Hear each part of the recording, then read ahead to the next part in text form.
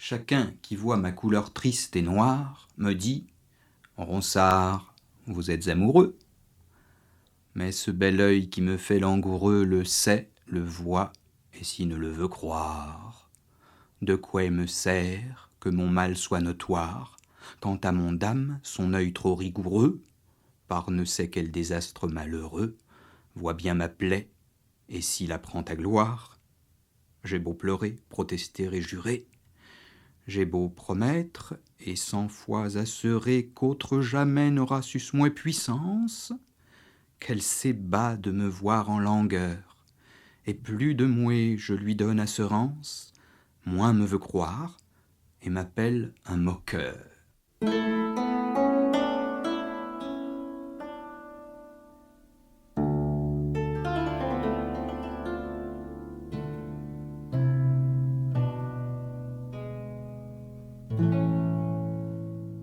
Marie, baisez-moi. Non, ne me baisez pas, mais tirez-moi le cœur de votre douce haleine.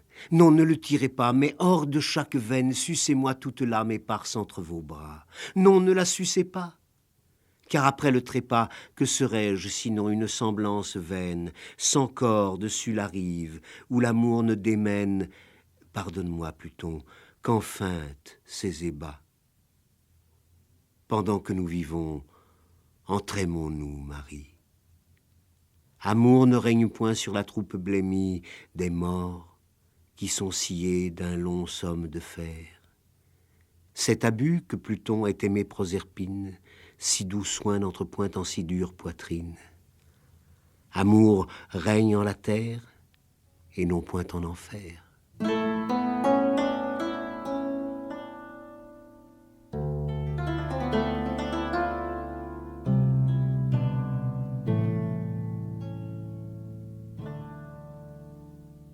Daniel Ménager, vous avez participé avec Jean Séhard et Michel Simonin à l'édition des œuvres complètes de Ronsard dans la Pléiade.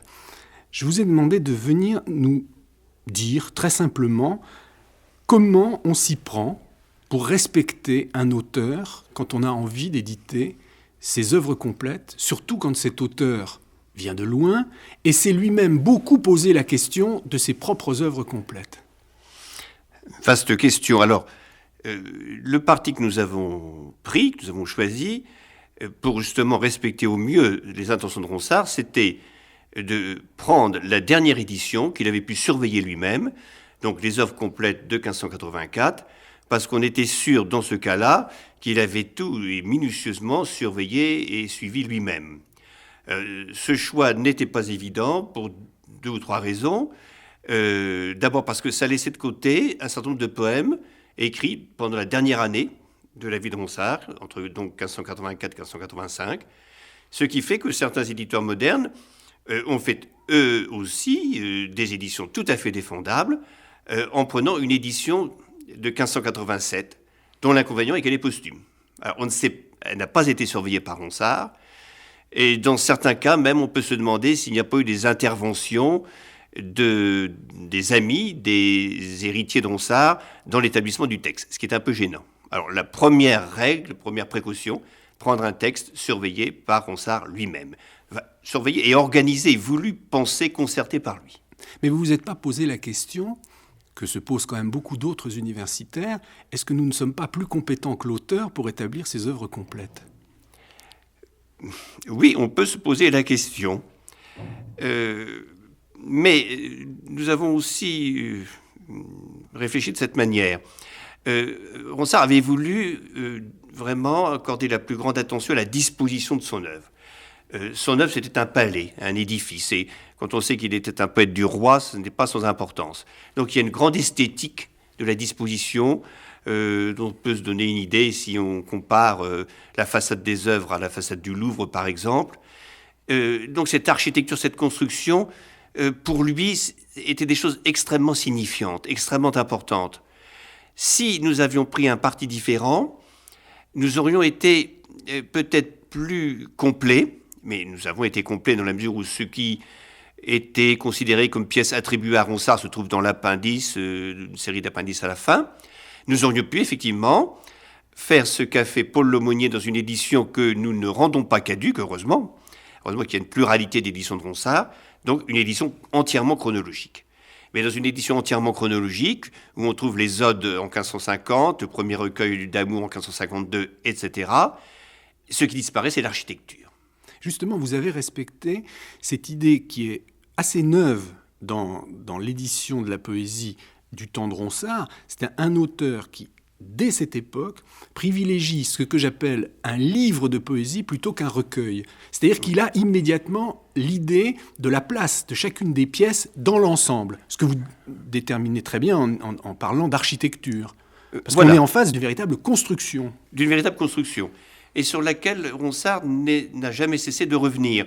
Parce que, bon, là nous parlons de l'édition de 1584, il faut savoir qu'avant cette édition, il y en a eu 5 autres, où se trouvaient déjà un bon nombre des pièces qu'on trouve en 84, parce que c'était des pièces écrites dans la jeunesse ou la maturité, d'autres sont venues après, mais pour certaines pièces, donc il se trouve déjà dans la première édition collective de 1560, qu'on retrouve dans les années qui suivent et jusqu'en 1584, Ronsard n'a jamais cessé de modifier la place de ces pièces dans l'architecture du recueil et la place de chaque recueil dans l'architecture de l'ensemble.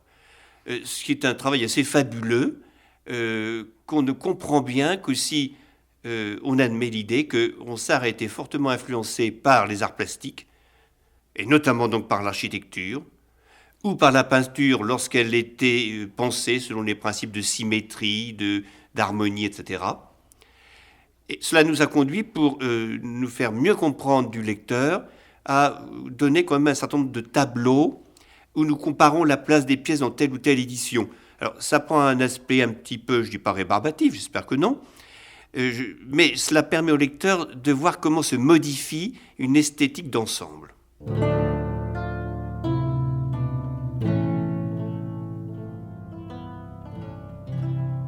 Prends cette rose aimable comme toi, qui sert de rose aux roses les plus belles, qui sert de fleur aux fleurs les plus nouvelles, qui sert de muse aux muses, et à moi. Prends cette rose, et ensemble reçois dedans ton sein mon cœur qui n'a point d'aile. Il vit blessé de sang plaie cruelle, opiniâtre à garder trop sa foi. La rose et moi différons d'une chose. Un soleil voit naître et mourir la rose, 1000 soleils ont vu naître m'amour qui ne se passe et jamais ne repose. Que plût à Dieu que mon amour éclose, comme une fleur, ne m'eût duré qu'1 jour. Si je trépasse entre tes bras, madame, je suis content. Aussi ne veux-je avoir plus grand honneur au monde que me voir en te baisant, dans ton sein rendre l'âme. Celui dont Mars la poitrine renflamme aille à la guerre, aidant et de pouvoir tout furieux s'ébatte à recevoir en sa poitrine une espagnole lame. Moi, plus croire, je ne requiers sinon, après 100 ans sans gloire et sans renom, mourir oisif en ton giron, Cassandre. Car je me trompe, ou c'est plus de bonheur d'ainsi mourir que d'avoir tout l'honneur et vivre peu d'un monarque Alexandre.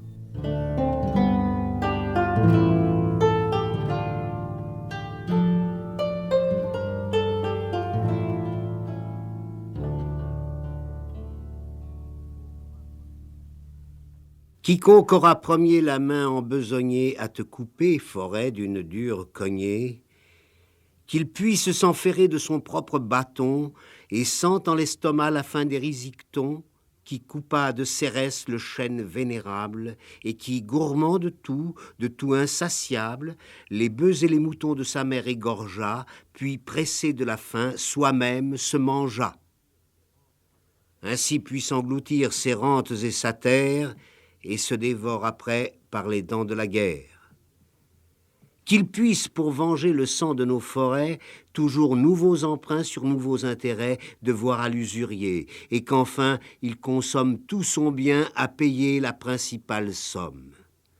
Que toujours sans repos ne fasse en son cerveau que tramer pour néant quelques desseins nouveaux, portés d'impatience et de fureur diverses, et de mauvais conseils qui les hommes renversent. Écoute, bûcheron, arrête un peu le bras. Ce ne sont pas des bois que tu jettes à bas. Ne vois-tu pas le sang lequel dégoûte à force des nymphes qui vivaient dessous la dure écorce? Sacrilège meurtrier, si on prend un voleur pour piller un butin de bien peu de valeur, combien de feu, de fer, de mort et de détresse mérites-tu, méchant, pour tuer des déesses?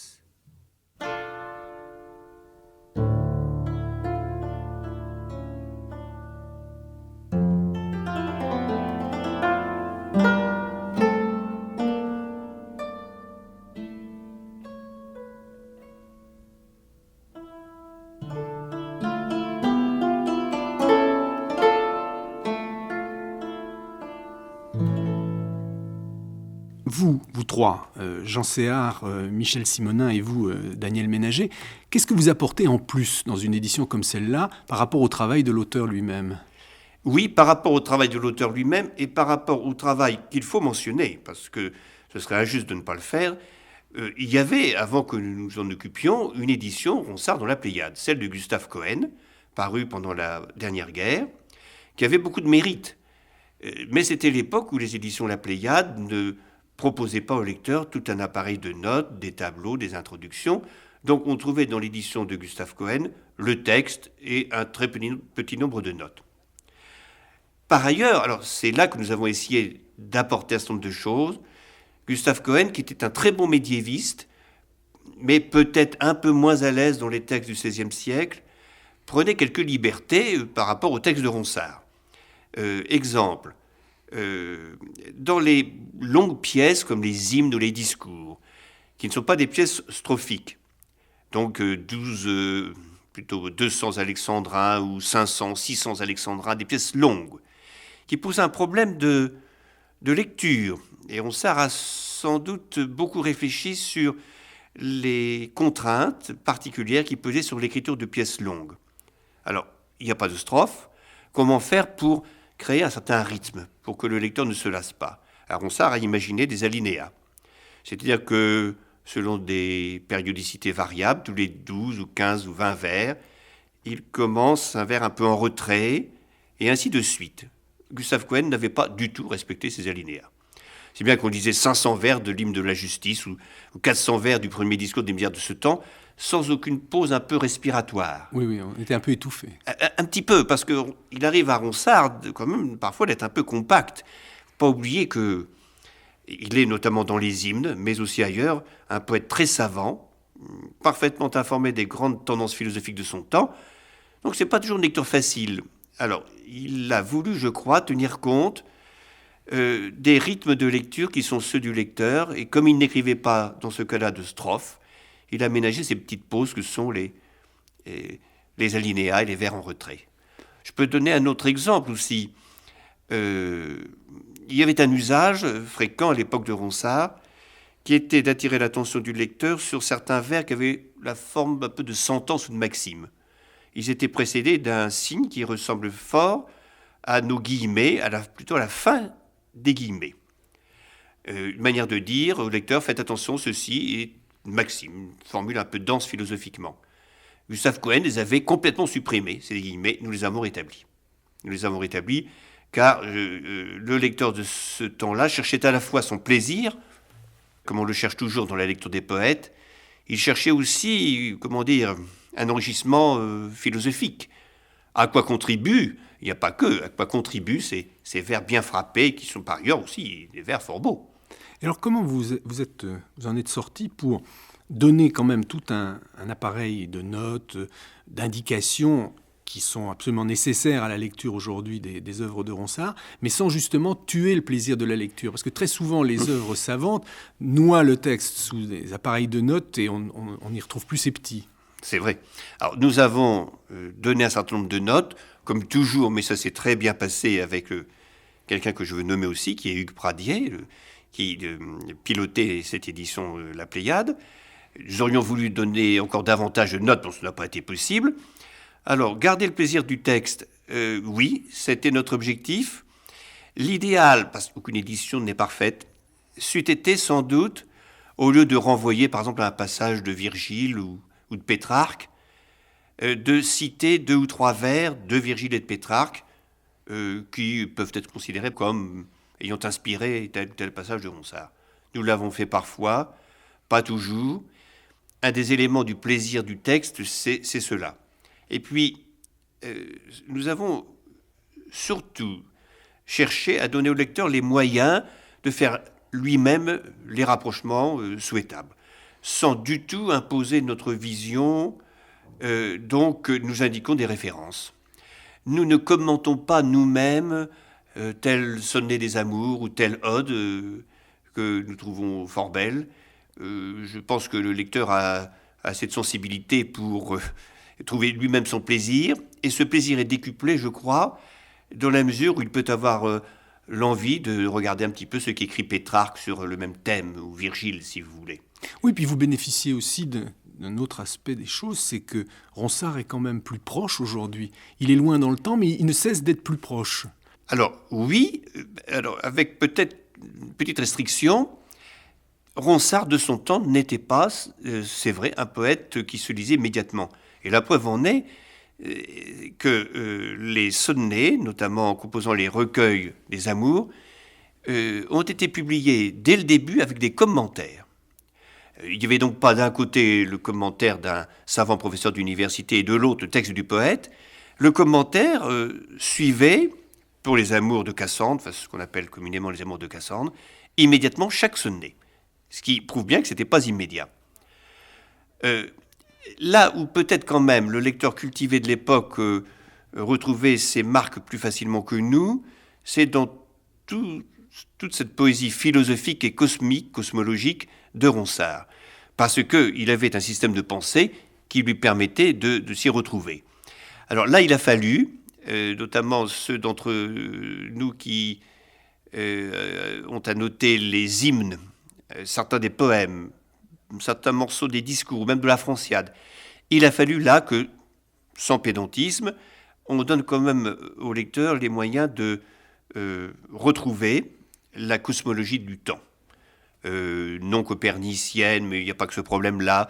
Il y a aussi le problème de l'astrologie. Il a fallu là donner des informations. Le plus sobrement possible, c'était nécessaire. Sinon, on ne percevait pas à quel point ces questions étaient des questions d'une brûlante actualité, avant même les guerres de religion, encore plus pendant ces guerres de religion, puisqu'on cherchait constamment des signes dans le ciel pour connaître l'avenir.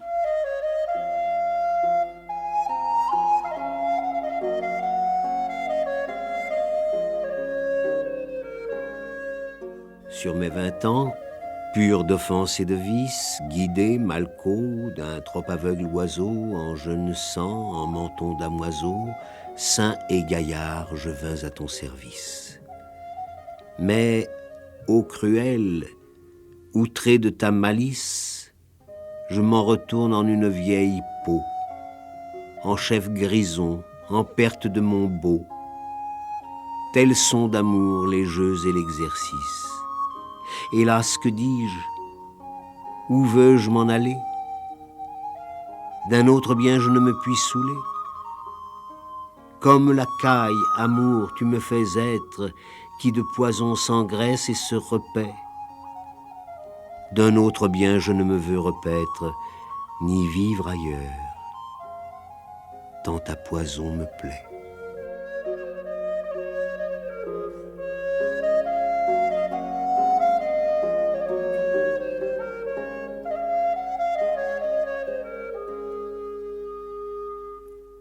Quand je pense à ce jour où je la vis si belle, toute flambée d'amour, d'honneur et de vertu, le regret, comme un trait mortellement pointu, me traverse le cœur d'une plaie éternelle. Alors que j'espérais la bonne grâce d'elle, l'amour a mon espoir que la mort combattue. La mort a mon espoir d'un cercueil revêtu dont j'espérais la paix de ma longue querelle. Amour, tu es enfant inconstant et léger. Monde, tu es trompeur, pipeur et mensonger, décevant d'un chacun l'attente et le courage. Malheureux qui se fie en l'amour et en toi. Tous deux, comme la mer, vous n'avez point de foi. L'un fin, l'autre parjure, et l'autre oiseau au volage.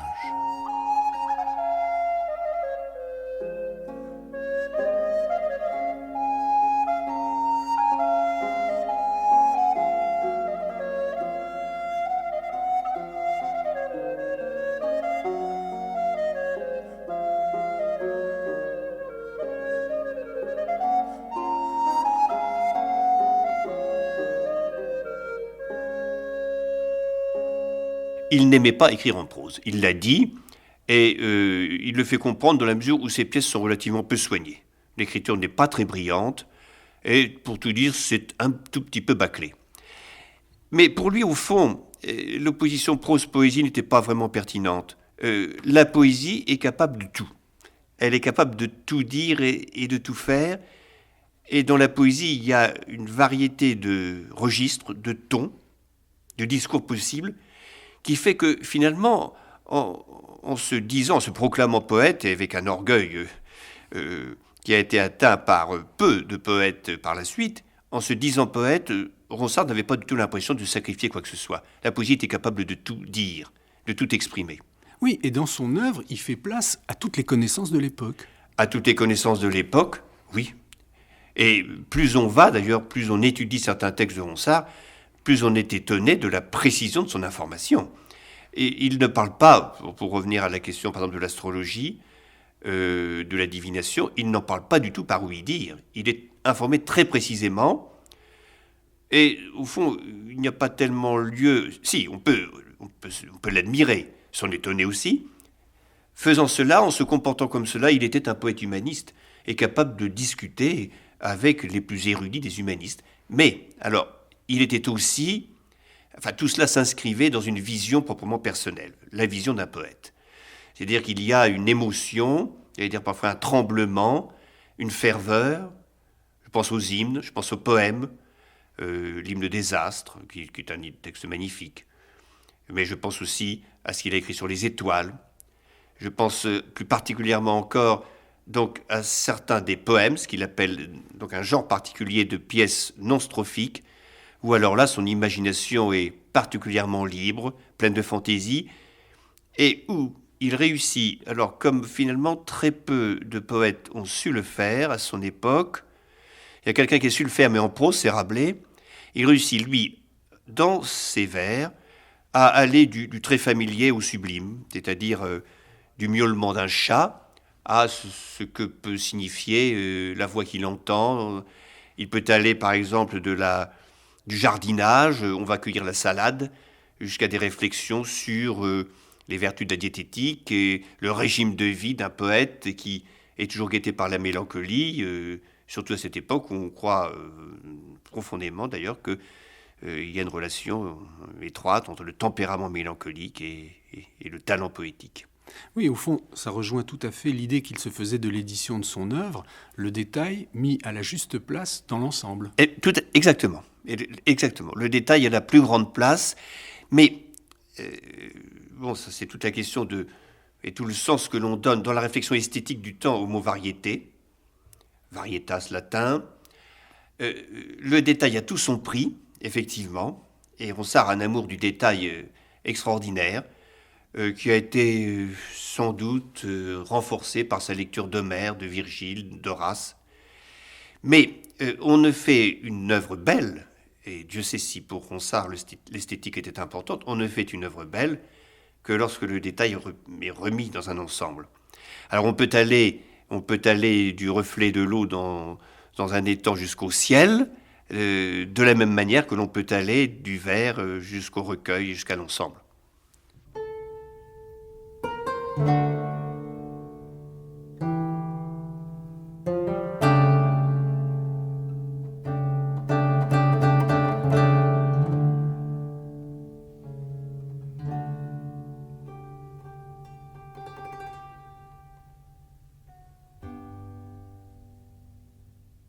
Je n'ai plus que les os. Un squelette, je semble, décharné, dénervé, démusclé, dépulpé, que le trait de la mort sans pardon a frappé. Je n'ose voir mes bras que de peur je ne tremble. Apollon et son fils, de grands maîtres ensemble, ne me sauraient guérir, leur métier m'a trompé. Adieu, plaisant soleil, mon œil est étoupé, mon corps s'en va descendre où tout se désassemble. Quel ami, me voyant en ce point dépouillé, ne remporte au logis un œil triste et mouillé, me consolant au lit et me baisant la face, en essuyant mes yeux par la mort endormie. Adieu, chers compagnons, adieu, mes chers amis. Je m'en vais le premier vous préparer la place.